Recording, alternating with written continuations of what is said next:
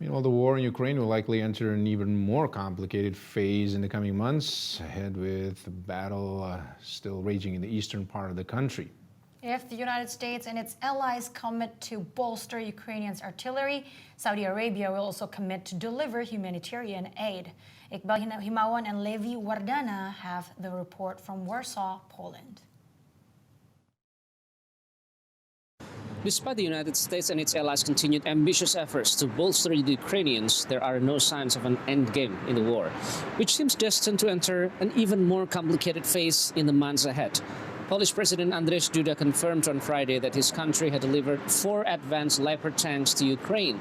Poland is expected to provide more Leopard tanks to Ukraine soon, as well as a number of upgraded Soviet-era T-72 tanks. Duda told the National Security Council meeting that he was happy that Poland was the first nation to offer the advanced tanks to Ukraine. Poland has pledged 14 German-made Leopard 2 tanks to Ukraine, and Germany has promised an equal number. Other tank donor countries, including Canada, which has sent personnel to train Ukrainians. Meanwhile, U.S. President Joe Biden rules out sending F-16 warplanes to Ukraine. In an ABC News interview broadcast on Friday, U.S. President Joe Biden said that he's not ready to send F-16 fighter jets to Ukraine.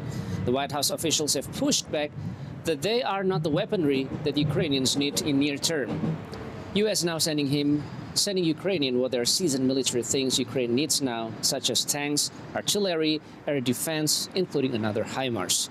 U.S. also piling sweeping new sanctions on Moscow. Meanwhile, in Kyiv, Ukrainian President Volodymyr Zelensky met Saudi Arabia's Foreign Minister Faisal bin Farhan Al Saud during a first-ever official visit to Ukraine by a Saudi official. Riyadh is keen to help Ukrainians affected by the conflict by delivering 2 humanitarian packages to Ukraine valued at a total of $410 million. $100 million in humanitarian aid and $300 million in finance the purchase of oil derivatives through the Saudi Fund for Development. The foreign minister added that Saudi Arabia is keen to end the conflict through dialogue.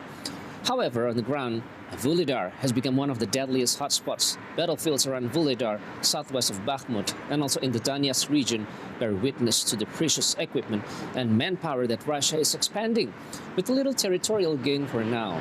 Although Russia has seized most of the Luhansk region that also forms part of the Donbass, the adjacent Donetsk region remains roughly divided between Ukrainian and Russian control. Because of this prolonged war, civilians anytime could lose life or limb to artillery strikes, torturing their frontline city. They now need water to cling on and to survive, to eke out another day in the ruins, praying for peace from the basement that now they called home. From Warsaw, Poland, Iqbal Himawan, Levi Wardana for Metro Globe Network.